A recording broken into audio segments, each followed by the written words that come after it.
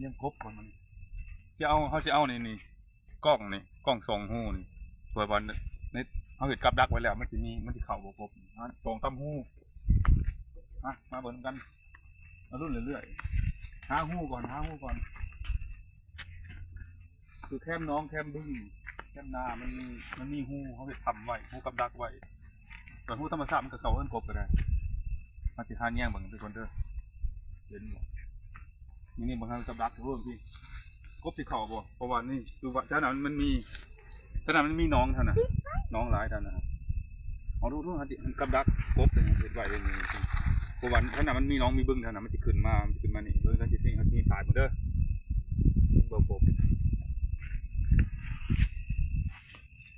บ่เห็นเลยบ่เห็นเลยเบิ่งไปก่อนนี่มันบ่ไฟมันบ่เห็นนี่ย่างเบิ่งกบก่อนนี่มันสิเข้ามากับดักกบบ่เห็นเด้อมันเป็นคือบ่เห็นอันนี้เบิ่งกันไปเด้อมันเป็นอะไรคือบ่เห็นคือบ่เห็นเบิ่ง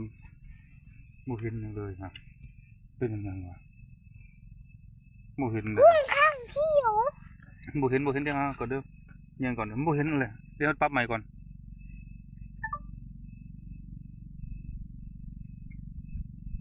นี่คือบ่เห็นเมื่อกี้คือเห็นอยู่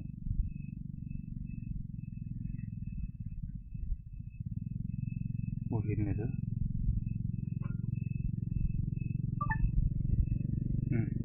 เห็นบ่คือบ่เห็นบ่บ่เห็นเลยล่ะเป็นยังไงฮะตัดใหม่ดูวิดีโอเริ่มเลยบ่เห็นมันเริ่มแล้วมึงเพิ่งอันยังดูเอ้าเป็นยังไงนี่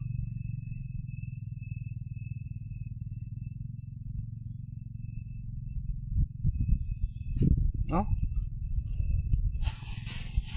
ยังคำถามเขามันบอกเดินเป็นเลยอยู่ของเดิมเนี่ยเบิ่งดูเบิ่งกบปะนี่เห็นบ่บ่ได้ขอเห็นกบปานใดบ่ค่อยเห็นบ่ได้หูบ่เห็นหูนั่นนี่นี่เห็นแล้วนี่เห็นบ่นี่เห็นกบเลยนี่บ่อยู่ในนี่กบเขาเห็นกับดักไว้กบมันเริ่มเห็นนี่เห็นบ่นี่จากโตผมดูนี่กบมันเข้ามาแล้วมันขึ้นมาจากหนองจากบึงนี่หัวมีกบบ่มีงูบ่มีนี่จับขึ้นมาเด้อเด้อเห็นแล้วสิยับกันโจกเอาบัดนี้ดีนี่กบนี่ตัวใหญ่เติบนี่ได้แล้วนี่ยังอยู่ตัวนึงถือไว้หักคาไว้ถือไปดูนี่ถือไปดิงแนนเริ่มจะไปเด้อไปเนี่ยมันเงี้ยอีกเรื่องเรืออยู่บ่เห็นอยู่บ่นี่ให้ลังกบมันบ่นี่ถ่ายเห็นอยู่นี่ลังกบนี่มันบ่ค่อยแจ้งปานใดนี่กบนี่ขากบนี่บ่นี่ยังหลายตัวอยู่นี่โอ้ตัวมันใหญ่เลยนี่โอ้ยตัวใหญ่เลยนี่เขาถึงเงี้ยมันก่อนจะเป็นงูเนี่ยจริงๆมันเป็นงูนี่ฮะนี่เท่านี้นี่ตัวใหญ่ตัวนี้นี่พี่เห็นบ่นี่ได้เรื่องนี่หาแนวมาใส่เฮ้ยจับมันไปเดินจันหักคานี่ไอ้คอยเดี๋ยวคอยจับมันจะมาตายนะยังอีกด้วยยังไงบ่เขาต้องเงี้ยมันก่อนจะเป็นงูเด้บางคนสิจกอย่างเดียวเราคิดว่ามันมีกบมันบ่เห็นนะกับดักเนี่ยต้องเงี้ยมันก่อนเผื่อมีงูคดเข้าไปในเด้มันมีบ่ยังอยู่บ่ยังบ่เป่าวางเป่ายังแล้ววางแล้วหมดแล้วโอ้เห็นแต่ขายังอีกตัวหนึ่งนั่นนะเห็นแต่ขานะยังตัวหนึ่งยังสองตัวอุ้ยตัวใหญ่หนึ่งนี่แห้งใหญ่คักตัวนี้ฮะยังสองตัวงูไปจักกันนี่ฮะตัวใหญ่ได้กบตัวใหญ่แท้นี่ฮะอันนี้กบมันมาใหม่ได้นี่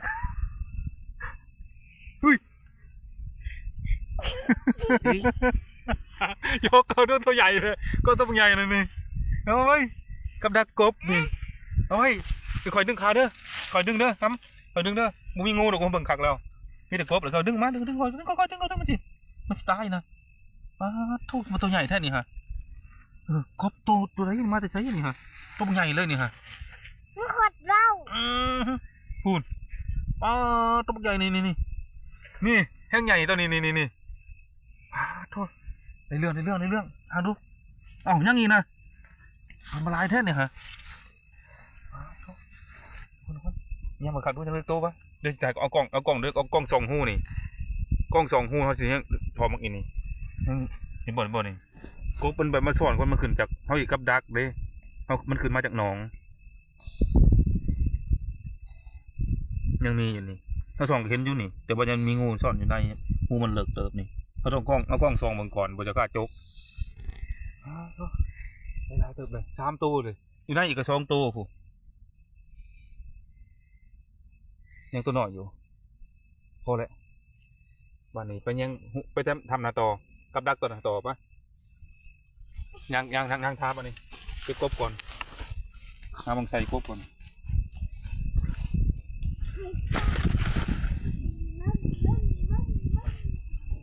มาปะนี่มายังกับดักตัวนี้อีกกับดักกบมาอยู่ที่อีกเลื่อยจักมองกับดักกบมันนี่มองนี่ที่นี่กับดักกบเพราะว่ามันมีหูทำมีหูเท่านี้เพราะว่ากบมันจะขึ้นมาแต่น้องสะหน่อยนี่ดูงูนี่เห็นบ่นี่โอ้โหนี่กบนี่ก็มีนี่กบทั้งหลายนี่น้องนี่เนาะนี่ตัวกบนี่วันนี่นะลังลายนี่กบนี่ถ่ายด้วยนี่ถ่ายในโทรศัพท์นี่